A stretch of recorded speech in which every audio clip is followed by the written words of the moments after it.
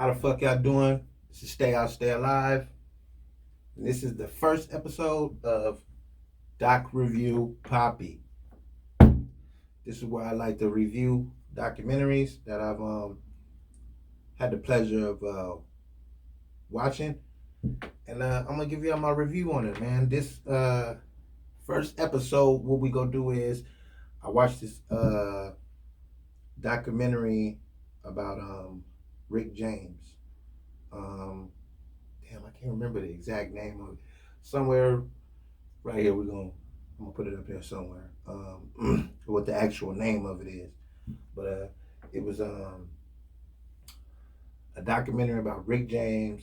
You know, his beginning from like it was a lot. It was a very layered. It was a very layered documentary, and I enjoyed it. I liked the shit out of it, man. I didn't expect to like it that much as I ended up liking it, but I said, man, I gotta, So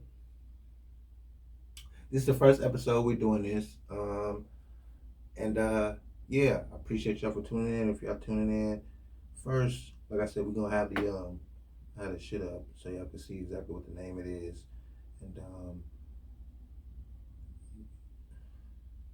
as normal, we're being a little unprofessional without having our notes.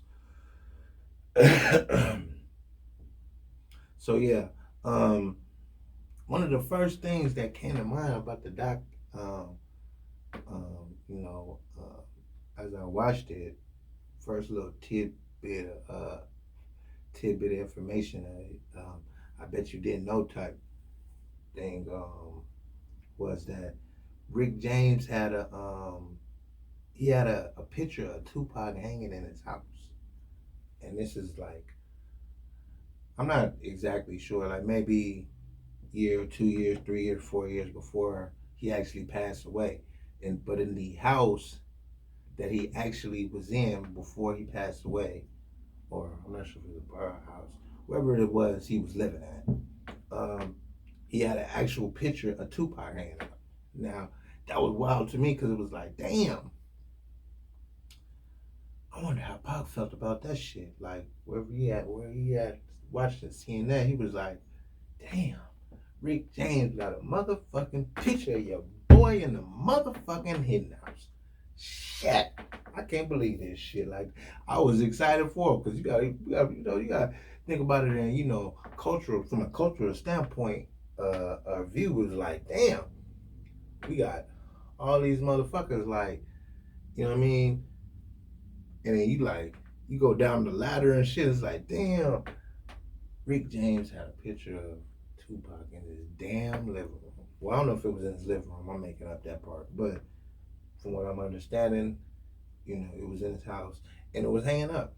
And I thought that was, pretty tight. You know what I mean? For me personally, I should have some water somewhere. Yeah. So like, also is another thing that you know what I'm saying, uh that I thought was funny as fuck. It was like they said that he thought OJ did it. He had a picture of OJ and Nicole together. I'm not sure if he was in an event with them somehow and he took the picture, or somebody he was with took the picture and he got the picture. But the understanding from my standpoint is that he felt like OJ did that shit.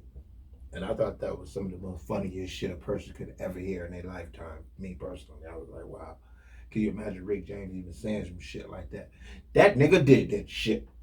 Nigga. That was funny as shit to me, man. Also, I found myself wondering, just how did he get his hair to be sparkly like that? Now, later on in the doc, they revealed how it was, what exactly that they did. From my understanding is that they actually poured glitter in their hair. But off top, just me being in a person of, that's interested in shit, I found myself trying to wonder about that from the very beginning. As soon as I said, I was like, how did this nigga get his goddamn hair so sparkly? What the fuck did he do? But later on, I found out that he put glitter in it. He put that everybody in the band. I think it's called the Rock Rock Stand. What? Damn it! I'm not supposed to be forgetting this shit while I'm reviewing it, but I'll figure out a way to put it up there so you guys could get it together. So look, yeah, and so everybody in the band had to have that look, you know what I mean, as well as the get up they had back then, you know what I mean, the you know, wild ass get ups they were wearing back then. But just off top, I found myself wondering like that, like damn, but to know that they actually put glitter in their head for the effect was kind of some wild ass shit, you know what I mean? Um, you know, also it was wild that there were a few segments in there where they got a Conway the Machine, and I think I heard her. I mean, I may be tripping. I may be a little bit tripping, but I thought I kind of heard a voiceover of Benny as well.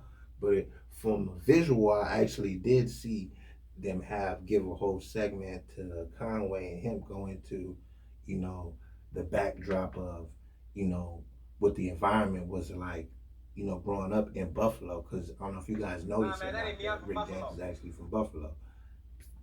Somebody somewhere is screaming at the screen at me right now, like no fucking shit. Well, everybody doesn't know everything, smart ass. So yeah, so he from Buffalo, and it was interesting to see. It was an interesting take, to see them go about it and take, you know, a newer generation from that same area and just to try to paint, his upbringing and just what the temperature and vibe was like in the surrounding areas of where he grew up, you know what I mean, through a newer generation, you know what I mean?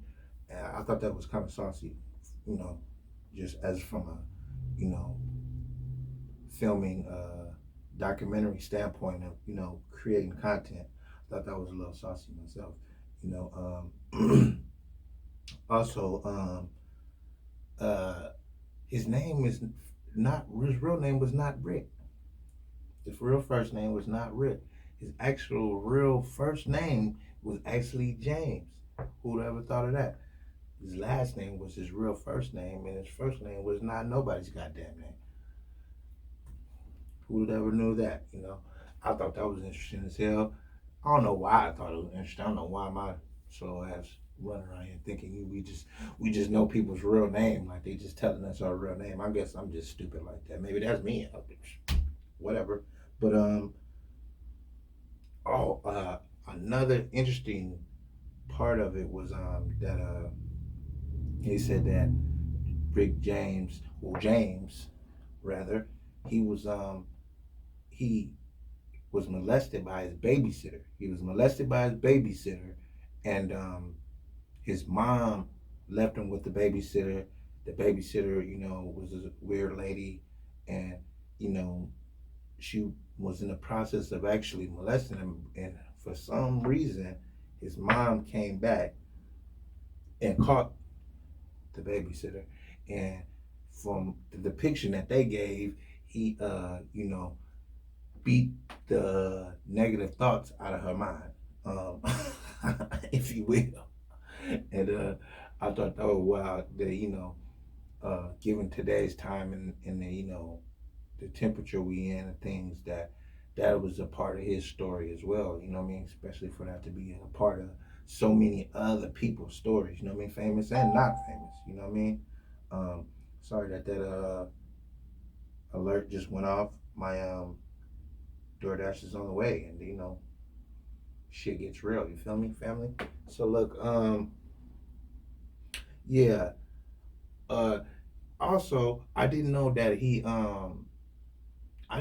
had spent time in Toronto. It's like, damn, everybody's going through damn Toronto. Like, and it was wild to me, just like all the damn places he ended up getting a lot of his legs in entertainment and music was started in Toronto. I can't remember the exact name of the band that he met up with. It was one of the first bands he was in. he had a slew of different bands he was in over this course of time before he actually became Rick James to you and I. One of them, I think the name of them was the Canes, the Pure Canes, something like that, some shit like that. Um, I'll figure out a way to put that shit up here somewhere. And I just thought that was interesting to me. Like, damn, man, everybody's past somehow. There's like always some kind of footprint. You know what I mean? In Canada, it's strange to me. That was interesting to me to see that somebody is influential, somebody is legendary, somebody is, you know, prolific, somebody as big as life as Rick James slid through, Canada. You know what I mean? And have some player partners out there. You know what I mean? And this is interesting. I like to think about shit like that to me. You know. Also, you know what I mean? Uh, some other stuff that you didn't know that I found interesting, and I know you guys don't find this interesting. This is some wild shit. You know what I mean? Rick knew a Poppy. You know what I mean? He had Poppy and them on the line, you know what I mean? Poppy and Willie's in there, you know what I'm saying? You know what I'm saying? You up there, go up there and see what's happening with them, you know what I'm saying? And I was like, man, that's crazy as all hell, man. Rick James had Poppy on the line, man. He said him and his partner went to Columbia, man. Said shit wasn't working out with the music, man. They said, man, we had to get these packs moving, you know what I'm saying? Hey, that shit is wild, man. Now, I don't know who knows if that was the actual truth, but I mean, they saying it's the damn truth. It's his damn life. Now, that's just wild as hell to me, man, that he said that. He was like, you know what I mean? In his words, they had a voiceover for him. He was like, yeah, met a couple guys, you know what I mean? We had a few Colombians we knew. And, we had to go out there and holler at them. And, I don't really want to get into it. I was like, man, this nigga Rick James, the illest nigga in Nebraska, man. Hey, that shit is crazy. Can you imagine? Can you imagine Rick James, man? You know what I'm saying? Hollering at Poppy, man, with the packs, man. That shit is crazy as hell, man. His documentary was interesting as hell, man. You get a lot of insight and backstory, and like you get a real feel, you know what I mean, of who Rick James was, and everything that molded him, that came before, you know what I mean, that now we are presented with. You know what I mean? It was a real like evolution piece to me. It was like this, this, this, and then okay, this is Rick James. This is what me and you know that was on the TV screen, and then these are the different transitions and levels of evolution for that. I mean, so it was like real point A to point Z type documentary, and I enjoyed the shit out of it. You know what I mean? It was very interesting to me. Um, uh, Also, they broke down the definition of what funk is, and to their knowledge, they said that the definition of funk was the worst made beautiful. That's what they felt like embodied or best described the word funk, was the worst made beautiful. And I thought that was some mad niggerish poetic shit. You know what I'm saying? But I thought that was tight. Also, I just really want to know, because I didn't know that he did, outside of being an epic producer, songwriter, singer, artist, musician himself, he actually was a writer for others. I didn't know that. You know what I mean? And it made me start to think, what I like to do. Who owns the damn masters to party all the time? If you wrote, do Eddie own the masters to party? I gotta tell you, if Eddie owned his masters, he's the most legendary nigga that ever was in nigga this. I'm telling you right now, it ain't nothing else to be had. There ain't nothing to talk about. You could tell everybody else to take their ass home. He is the most epic, legendary nigga of all nigga. If he made them nut. There ain't no way in hell he made Nutty Professor. He made Beverly Hills Cop. He made motherfucking Life. And this nigga owned his masters to party all the time. I'm telling you, get this nigga a goddamn Nobel Peace Prize, man. Shout out to Eddie, goddamn nigga.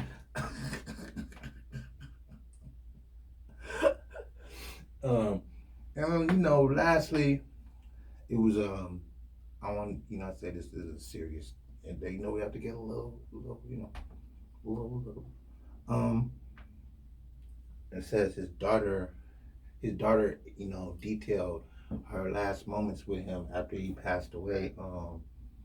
And it just brought me to a place, man. It made me start to think about things from a different standpoint, a different place. And he said that she went in there and he was passed away in the bed, and she said that she held his hand and laid in there with him for like an hour and just said, "Nobody else come in here. I don't want anybody else in here with me, but me." And he was passed away, right? But the backdrop to that sequence is that their relationship really didn't start until she was like 13. That's what she says. She says she doesn't really, to her knowledge, she really first had a real introduction of her knowledge and memory to her father when she was around 13. You know what I mean? So it was like real deep for, it was like a metaphoric deep moment for me seeing that, you know what I mean? And I feel like it was maybe like a psychological thing that was like, well, it was so much time that I wasn't able, there was so much time that I wasn't able to spend with him, that I didn't have with him, that it took for him to pass away. And I just wanted everything, even with him being passed away, before I even digested it or felt anything, I just wanted to have these moments with him as his daughter, because I felt like throughout the course of him being alive that I didn't really have that. He was being Rick James. He was being, that nigga. And it was just, wow, it was heavy. That was heavy shit right there, man, to me. When I heard her say that, I was like, wow, she just wanted to be with her pops, man. Like, she probably didn't give a shit about none of that other shit. She just wanted some time with her dad, man, And she didn't give a damn if he was dead. She got her quality time, man. It was like, damn, boy, it's right here. Yeah, I get you. So yeah, that's my review of the Rick James documentary, man. Thank y'all for subscribing. Thank y'all for tuning in. Shout out to y'all for being dope. Y'all don't forget to hit the bell and get notified for when I do make uploads. Thank y'all, man, and shout out to y'all, man. I'll be doing a lot more of these and a lot more other stuff, man. Y'all stay tuned, man.